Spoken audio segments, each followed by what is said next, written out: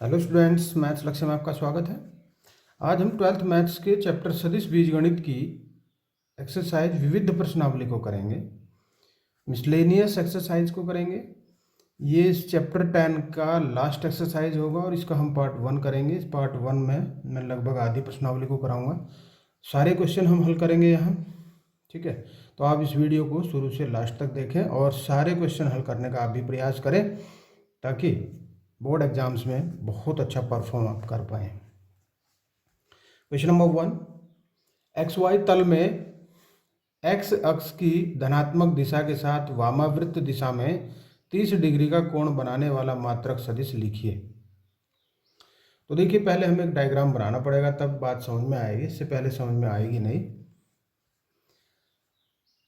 यहाँ पर इस प्रकार से एक्स वाई और जेड ये हुआ, ठीक है। इसमें इसने कहा है एक्स अक्ष की धनात्मक दिशा के साथ वामावृत्त दिशा में 30 डिग्री का कोण बनाने वाला। तो यहाँ से इसमें देखिए, अगर मैं इसको इस प्रकार से खींचूं, एक यहाँ पे मैंने क्या लिया है, एक वेक्टर लिया ओपी, मान लिया ये मैंने, और इसकी धनात्मक दिशा 30 डिग्री का कोण बना रही है। यानी कि ये जो ओपी है, ओपी ओ एक्स के साथ कोण बनाती है बराबर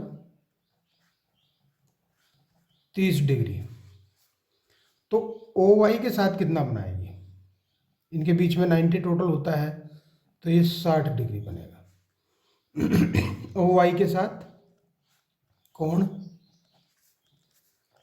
60 डिग्री। तो ओ जेड के साथ कितना? 30 और जोड़ दो तो ये हो जाएगा 90 डिग्री। एक्स के साथ, ओ एक्स के साथ 30 डिग्री, ओ वाई के साथ 60 डिग्री और ओ जेड के साथ 90 डिग्री। अगर ऐसे समझ में नहीं आता है तो ऐसे समझिए। मान लीजिए मैं इसको द्विविमीय में आपको दिखाऊं और ये एक्स है और ये वाई है। देखो यहाँ पर एक सदिश लिया, ये 30 डिग्री है, ले लिया हमने जैसे ओ पी। तो ऊपर कितने डिग्री बचा? 90 में से 30 गया, 60 डिग्री बचा। इसी प्रकार जब हम त्रिविमीय में दर्शाएंगे इसमें, तो ओ एक्स के साथ 30, ओ वाई के साथ 60 और फिर ओ जेड के साथ जब देखेंगे तो 90 डिग्री आएगा। भले ही यहाँ देखने में ये बहुत ज़्यादा लग रहा है, लेकिन ये 90 ही बनेगा। कारण ये है कि ये जो वेक्टर है ये ऐसे नहीं बल्कि इस प्रकार से होता है बीच में, ऐसे में समझो आप इसको। तो 3 एंगल हमारे पास है। अब वेक्टर ओ पी के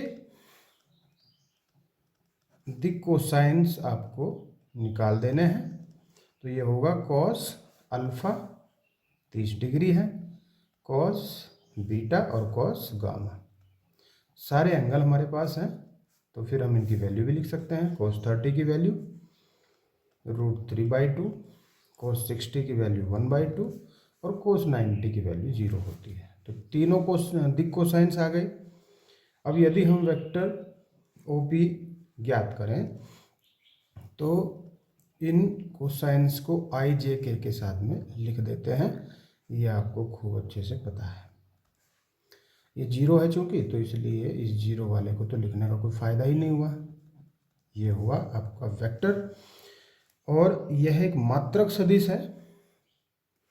मात्रक सदिश है तो इस चीज़ को भी अगर आपको करना है प्रूव तो कर सकते हैं। देखिए, OP का वेक्टर परिमाण, वेक्टर OP का परिमाण बराबर रूट में √3/2 का स्क्वायर प्लस 1/2 स्क्वायर बराबर 3/4 प्लस 1/4। तो ये हुआ 4/4 1। तो अतः वेक्टर OP एक मात्रक सदिश है। तो जो क्वेश्चन में चाहिए था वो सब चीज़ हमने यहाँ पे शो कर दी, हर चीज़ हमने बता दी। तो देखिए ध्यान से, ओ एक्स के साथ कितने डिग्री? 30। तो ओ वाई के साथ कितना? 60। ये मैंने यहाँ समझा दिया आपको। फिर ओ जेड के साथ इसी प्रकार से 30 और बढ़ जाएगा, 90 डिग्री हो जाएगा। वेक्टर OP के दिक cosines cos 30, cos 60, cos 90, √3/2, 1/2, 0। Vector OP हो जाएगा दिस। ये आई जे के साथ में लिख दिए जाएंगे दिक कोसाइंस गुणा में। तब ये जाके बन जाएगा, 0 हो जाएगा के, और यहाँ से जो इसका परिमाण आएगा वो इसका स्क्वायर प्लस इसका स्क्वायर प्लस इसका स्क्वायर, ये तो 0 ही है, इसे क्या लिखना है। तो इस प्रकार से एक आ गया। तो ये भी प्रूव हो गया कि वेक्टर ओपी एक मात्रक सदिश है। तो देखिए बड़ा आसान सा सवाल है, बस ये थोड़ा सा डायग्राम में समझने वाली बात थी कि एंगल कितने हैं। नेक्स्ट क्वेश्चन पे आते हैं। देखिए बिंदु P और Q को मिलाने वाले सदिश के अदिश घटक और परिमाण ज्ञात कीजिए। तो यहाँ जो बिंदु P का जो पोजीशन वेक्टर दिया है वो हम निकालेंगे, x1 y1 z1, Q जो पॉइंट दिया है x2 y2 z2।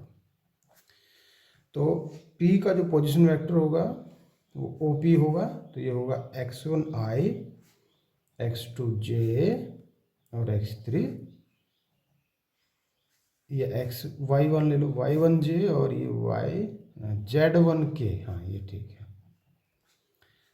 और OQ ये होगा x2 i, y2 j और z2 k, ये सही है ना। अब हमें चाहिए इसको मिलाने वाला सदिश। ये बिंदु P है, ये बिंदु Q है, P और Q। तो हमें वेक्टर PQ चाहिए। वेक्टर PQ निकालने के लिए क्या करते हैं, OQ वेक्टर में से वेक्टर OP घट जाता है। तो x2i plus y2j plus z2k में से घटेगा x1i, y1j और z1k। देखो x2 माइनस x1i, आई इकट्ठे कर लेंगे, और y2 minus y1j, z2 minus z1k। अब हमें निकालना है इसका परिमाण। परिमाण भी ज्ञात करना है, लेकिन पहले अदिश घटक ये कह रहा है। तो वेक्टर PQ के अदिश घटक, सदिश और अदिश घटक मैंने पहले ही आपको समझाए हुए हैं एक्सरसाइज 10.1 में। नहीं वो वीडियो देखी हैं तो उनको भी देख लें, पूरा चैप्टर कंप्लीट कर लें। तो देखिए अदिश घटक ये होगा जो i का गुणांक है x2 माइनस x1, फिर y2 माइनस y1, कोमा लगा के z2 माइनस z1, ये इसके अदिश घटक है। PQ का परिमाण भी चाहिए वेक्टर PQ का। तो वर्गमूल में क्या आएगा, इन सभी के वर्गों का योग, x2 माइनस x1 का स्क्वायर, y2 माइनस y1 का whole square plus z2 minus z1 का होल स्क्वायर। तो ये इसका परिमाण भी आ गया बस। तो देखो बहुत आसान सा सवाल था। Question number 3। एक लड़की पश्चिम दिशा में 4 किलोमीटर चलती है। पहले एक डायग्राम पे समझिए इसको। देखो ये देखो ऊपर x, ये y नहीं y ऊपर, ये x और इधर x डैश, ये y डैश। देखो उसके पश्चात वह उत्तर से 30 डिग्री पश्चिम की दिशा में 3 किलोमीटर चलती है और रुक जाती है। प्रस्थान के प्रारंभिक बिंदु से लड़की का विस्थापन ज्ञात कीजिए। तो देखिए यहाँ से हम जाएंगे, सबसे पहले कौन जाएगी, लड़की जाएगी कहाँ, पश्चिम दिशा में। पश्चिम किधर, इधर पीछे की ओर। यहाँ आ गई कितनी दूरी, तो 4 किलोमीटर। उसके पश्चात वह उत्तर से 30 डिग्री पश्चिम दिशा में। देखो ये ऊपर की ओर अगर देखें तो ये उत्तर है, यहाँ से 30 डिग्री, इस प्रकार से मानो ये वाला 30 डिग्री हो गया। यहाँ 3 किलोमीटर ये चलती है, ये दूरी ये है 3 किलोमीटर, और रुक जाती है, यहाँ पे रुक जाती है। इसको बिंदु O ले लो, इसको P ले लो, इसको Q मान लिया हमने। प्रस्थान के प्रारंभ बिंदु से लड़की का विस्थापन ज्ञात करना है। यहाँ से ये विस्थापन हमें चाहिए। ये क्या विस्थापन है, तो ये जो विस्थापन हमें ज्ञात करना है, इसके लिए आप समझिए कि इसमें ये जो OP वेक्टर है, अगर वेक्टर के हिसाब से इसको देखेंगे, जो कि वेक्टर के चैप्टर में हमने एंट्री की हुई है, तो वेक्टर OP कितना होगा, तो ये किस दिशा में चला है बस ये देख लो। ये जो x डैश होता है माइनस होता है, तो माइनस के 4 चला है, तो इसका वेक्टर बन जाएगा -4i। j और k तो है ही नहीं इसमें, क्योंकि i किसका है, x के लिए होता है, j y के लिए और k जेड के लिए। तो यहाँ आई होगा -4i, वेक्टर OP आ गया। अब वेक्टर हमें PQ भी चाहिए। PQ के लिए देखिए हमें क्या क्या करना पड़ेगा। यहाँ पहुँचने के लिए हमें देखिए एक प्रक्षेप यहाँ पे डालना पड़ेगा। इसको हम कह सकते हैं M, और इसे N बोल सकते हैं। ये इसके मैंने लगभग में यहाँ समांतर में ये बिंदु बना दिया। इस PQ का OX डैश पूरा पर प्रक्षेप जो है वो क्या है, PM है। और ये PM वेक्टर PM जब हम ज्ञात करेंगे तो क्या हो जाएगा, देखिए कितना है ये PQ 3 है, लेकिन ये माइनस का, और एंगल cos थीटा देखो यहाँ ये 30 है तो ये कितने डिग्री बचा इधर 60 डिग्री। तो हमें फिलहाल ये चाहिए cos 60 डिग्री, और I ये हो जाएगा।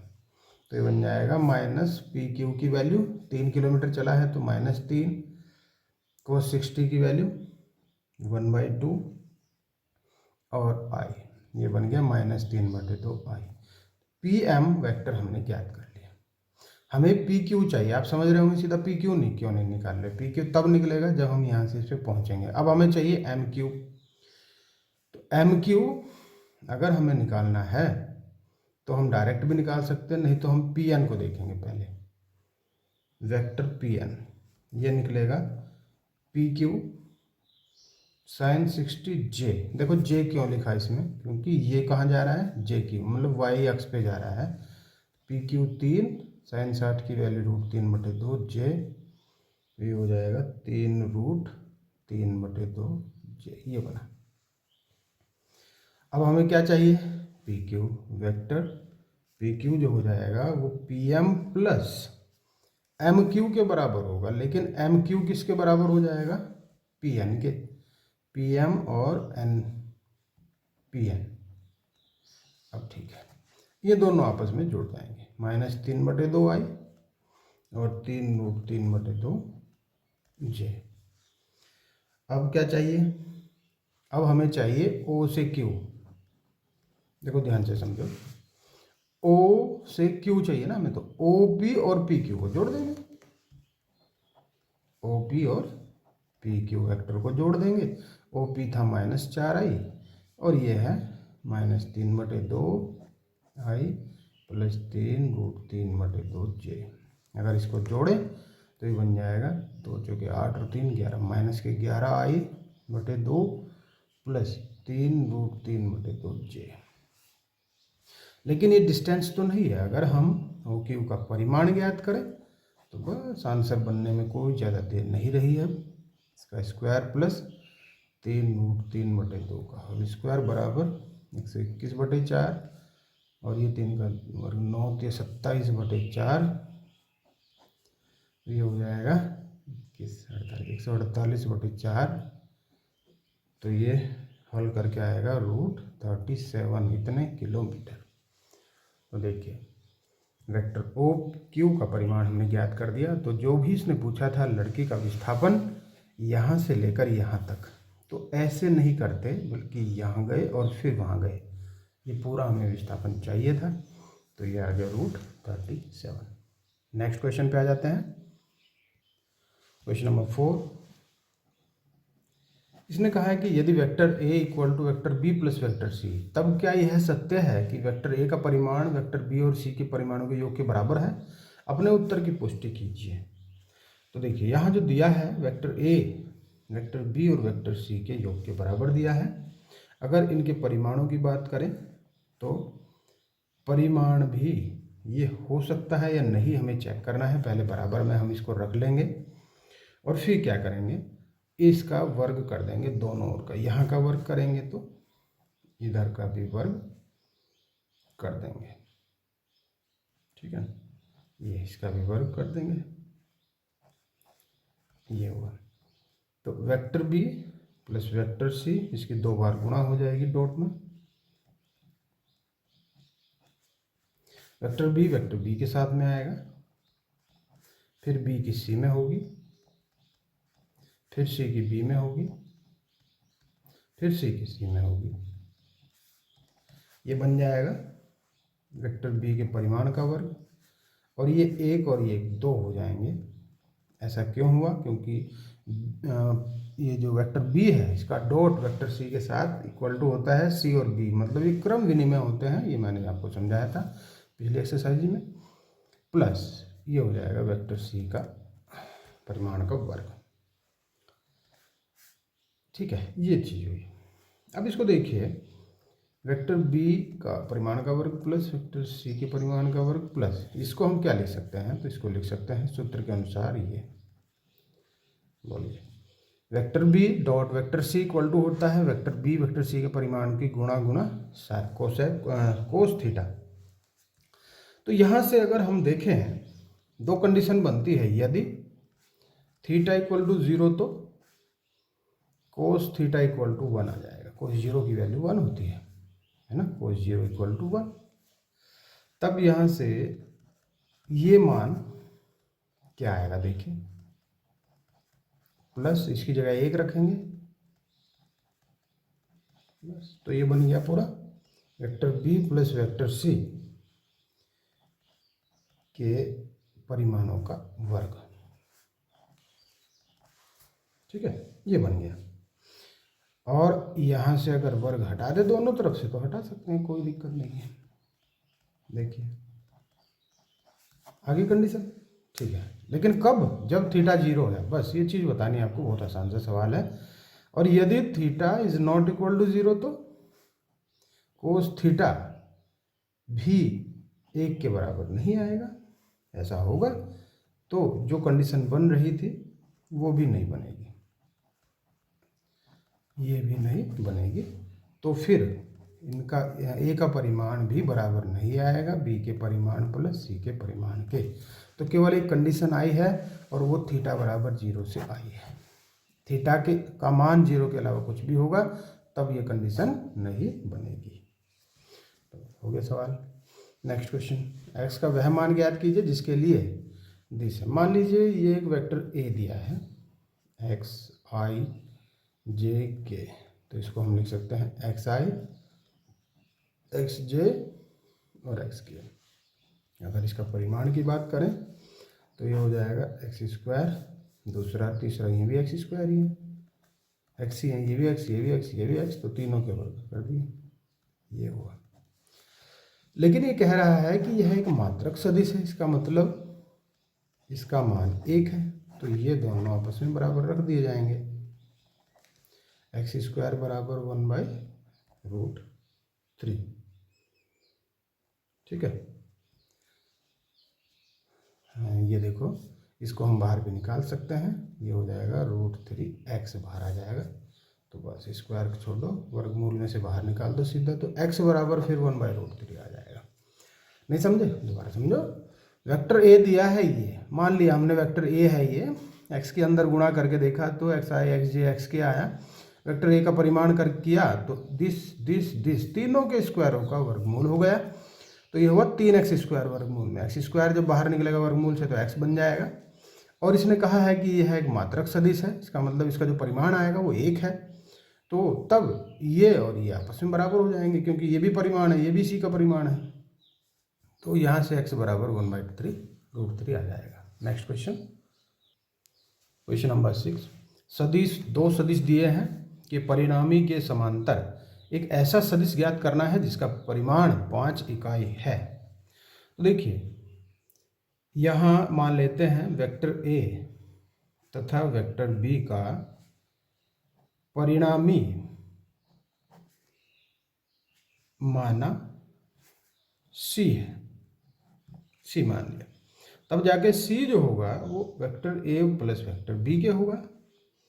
Vector a 2i plus 3j minus k और vector b i minus 2j plus k, दोनों को जोड़ो, 2i 1i 3i 3j minus 2j 1j, और ये तो k तो खत्म हो गया, तो मत लिखो, जो हो गया कट गया ना, ये तो पूरा का पूरा, k में से k गया 0।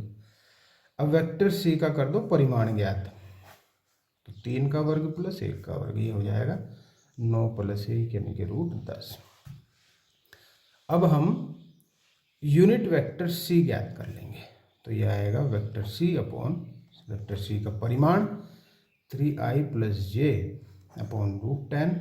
√10 को दोनों के नीचे दे देंगे, 3 के नीचे भी, और जे में जो गुणा 1 है उसके नीचे भी अलग दे देंगे। इस प्रकार से लिख देंगे। लेकिन इसने कहा है कि वेक्टर सी के अनुदिश वह सदिश जिसका परिमाण 5 है। तो ये हो जाएगा 5 की गुणा हो जाएगी इस यूनिट वेक्टर सी में। तो 5 इंटू 3/√10i प्लस 1/√10। जब भी इस प्रकार से देता है कि किसके अनुदिश हुआ सदिश ज्ञात करो जिसका परिमाण 5 है, 15 है, 20 है, कुछ भी है, तो उसकी गुणा कर देते हैं सिंपली यूनिट वेक्टर में, तब जाके वो आ जाता है। तो 15/√10i प्लस 5/√10j, ये आपका आंसर बन जाएगा। Question number 7, vector A, B और सी दिया है, तो हमें निकालना है 2 vector A minus vector B plus 3 vector सी।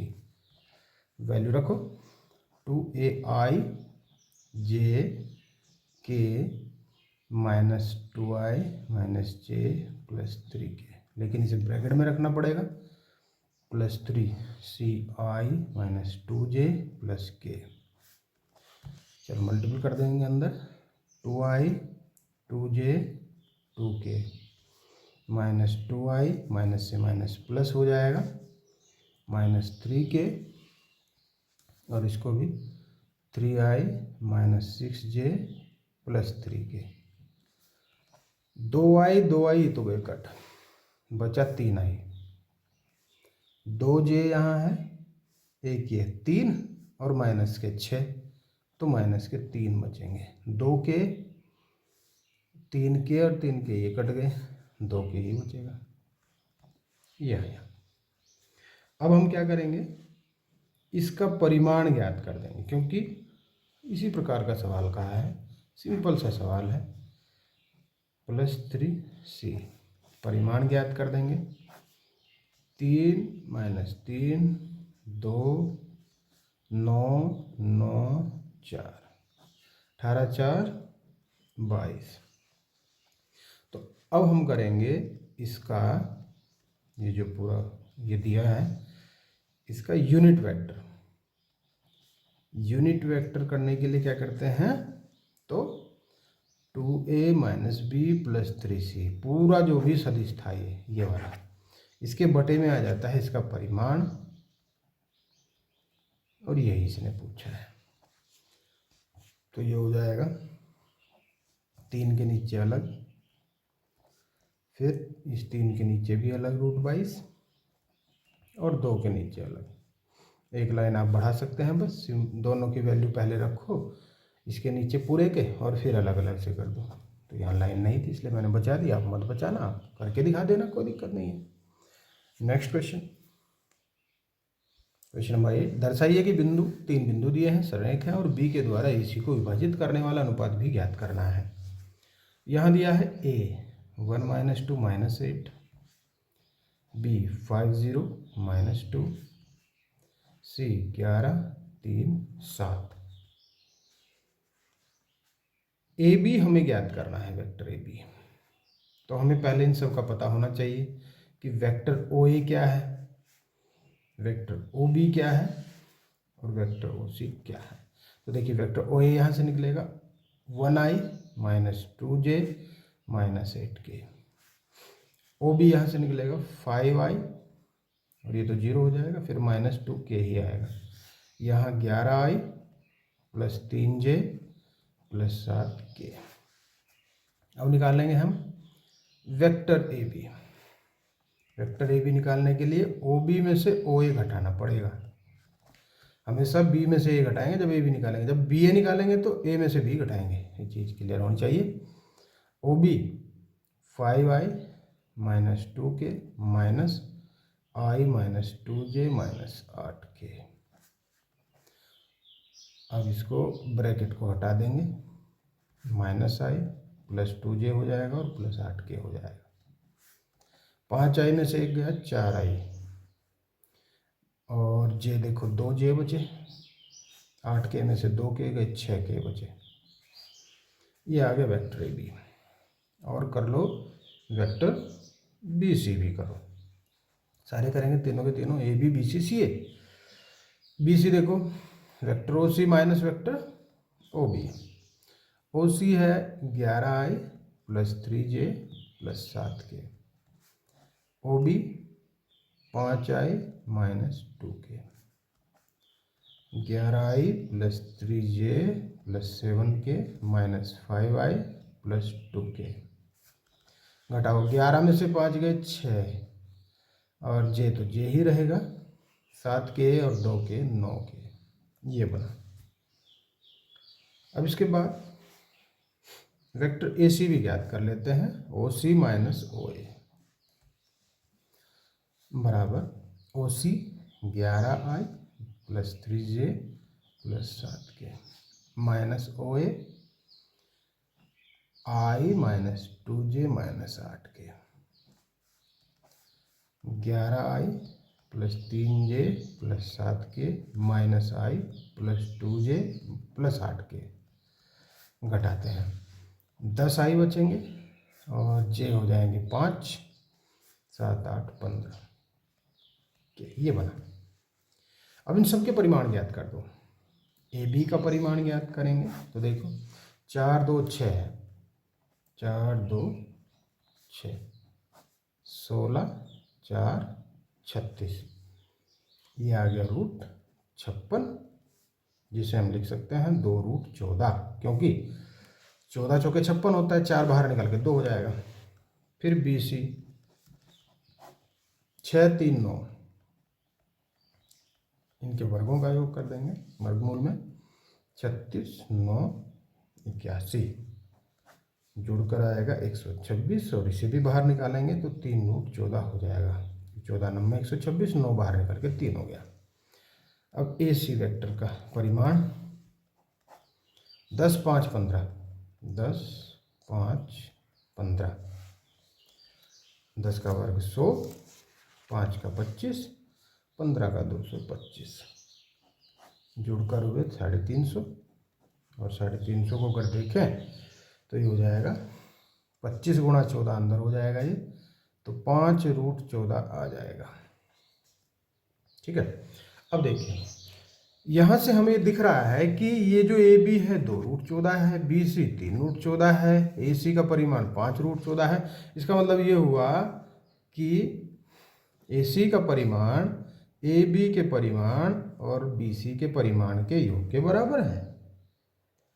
अतः जब इतनी बात पता लगी तो ए बी सी सरेख है, इसका मतलब ये हुआ, सिंपल सी बात है ना। इस प्रकार से है ना, देखो ए और ये B, A B 2 root 14, B C 3 root 14, जोड़ के देखा तो 2 और 3 5 रूट 14, तो जो कि ए सी आया ही है 5 रूट 14, तो इसका मतलब ये सरेख है। और फिर क्या कह रहा है कि इसका अनुपात भी ज्ञात करो। देखिए ये ए है, ये बी है और ये सी है। देखिए इसका हमें अनुपात ज्ञात करना है। ये जो बी सदिश है, वेक्टर बी है, ये ए सी वेक्टर को विभाजित करता है। कौन से अनुपात में? तो ए बी ऊपर ले आओ और नीचे बी सी का परिमाण ले आओ। ए बी का परिमाण 2 रूट 14 था और बी सी का 3 रूट 14, पूरा कटा, 2, 3 बचा। तो अगर अनुपात की बात करते हैं तो यहाँ से अनुपात आएगा 2:3। तो देखिए बहुत आसान सा सवाल है। Next question, question number 9। 2 बिंदुओं P और Q को मिलाने वाली रेखा को 1:2 के अनुपात में विभाजित करने वाले बिंदु R का स्थिति सदिश ज्ञात कीजिए। और ये जो विभाजन दिया है ना, ये कौन सा विभाजन है, तो ये भी क्वेश्चन में क्लियर होना चाहिए। तो ये है बाह्य, बाह्य शब्द ही हमसे नहीं लिखा गया है, भूल हो गई, तो बिना इसके तो काम बनेगा ही नहीं, पता ही नहीं लगेगा कि है मामला क्या। आर का स्थिति सदिश ज्ञात करना है, यह भी दर्शाइए कि बिंदु पी रेखाखंड आर क्यू का मध्य बिंदु है। तो देखिए पी क्यू, ये पी है और ये क्यू है, और इसने कहा है बाह्य विभाजित करने वाला बिंदु आर, तो बाह्य यहाँ नहीं होगा, बाह्य होगा कहीं बाहर, बाहरी तो होगा, आर ये है। अनुपात 1:2 दिया है, मतलब पी क्यू 1 है तो आर क्यू 2 है, ये चीज, ये मतलब होता है इसका, ये 1 तो ये पूरा 2। फिर हमें ये भी सिद्ध करना है कि ये जो P है इसके मध्य बिंदु पर है, तो ये तो हो जाएगा, कोई दिक्कत नहीं है। पहले तो हम सदिश देख लेते हैं कि सदिश हमारे पास क्या है। तो P है 2 vector A plus vector B, और Q है वेक्टर A माइनस 3B। दो सदिश है, और Mn जो अनुपात हमें चाहिए होते हैं वो भी दिए हैं। तो फिर R का पोजीशन वेक्टर हमें पता लग जाए तो कोई दिक्कत नहीं है, पता लग ही जाएगा, क्योंकि सूत्र आप जानते हैं, सूत्र होता है MB minus NA upon M minus N, ये जानते हैं ना। M है यहाँ 1, N है 2, तो 1 इंटू B, वेक्टर B, देखो वेक्टर B की जगह मैं वेक्टर Q शब्द लिख देता हूँ, Q और P, क्योंकि दो ये दिए है ना मैं, वेक्टर P और वेक्टर Q, तो ये हो जाएगा A minus 3B minus N की जगह 2, और ये है 2A प्लस B अपॉन में 1 माइनस 2। तो देखिए vector A minus 3B minus 2 to 4A और माइनस 2B अपॉन माइनस 1, ऊपर बचे माइनस के 3A और माइनस के 5B, नीचे माइनस 1, तो ये हो जाएगा, ऊपर वाले दोनों प्लस हो जाएंगे, ये बना। इसका मतलब R हमें पता लग गया। तो देखिए दोबारा फिर समझिए, ये P, ये Q, ये R हमें पता लग गया, ये है 3A प्लस 5B। P हमें पता था 2A प्लस B, और Q A माइनस 3B, ये है। तो देखिए R वेक्टर आर क्यू के मध्य बिंदु, ये हमें सिद्ध करना है कि ये जो P है ये इसका मध्य बिंदु है। तो देखो आर क्यू के मध्य बिंदु का स्थिति सदिश क्या बनेगा, सदिश, स्थिति सदिश है ना, बराबर ये और ये दोनों सदिशों का योग करके, ये डायग्राम छोटे छोटे से जरूर बना लेना, बात समझ में आ जाती है बस, खुद तुम्हारे भी और जिसको समझाना चाह रहे हो उसके भी। 3 और 1 4A प्लस 5 में से 3 गया 2B अपॉन 2, 2 यहाँ से common, 2A plus B upon 2, 2 से गया 2 और बचा वेक्टर 2A प्लस B। अब देखो जरा ये जो आया है क्या ये P का है, तो ये सिद्ध हो गया, अतः P आर क्यू का मध्य बिंदु है। तो देखिए पूरा समझ में आ गया आपके क्वेश्चन 9 के 9। इस वीडियो में हम 9 ही क्वेश्चन करेंगे, और बाकी जितने भी 10 क्वेश्चन बचे हैं वो अगली वीडियो में करेंगे। नेक्स्ट पार्ट आएगा इसका पार्ट 2, तो उसको भी आप जरूर देखें, सारे क्वेश्चन हल करें। और वीडियो पसंद आती है तो लाइक कर दें, और चैनल को सब्सक्राइब अभी तक नहीं किया है सब्सक्राइब कर दें, बेल आइकन प्रेस कर दें सभी नोटिफिकेशन प्राप्त करने के लिए। Okay, thank you.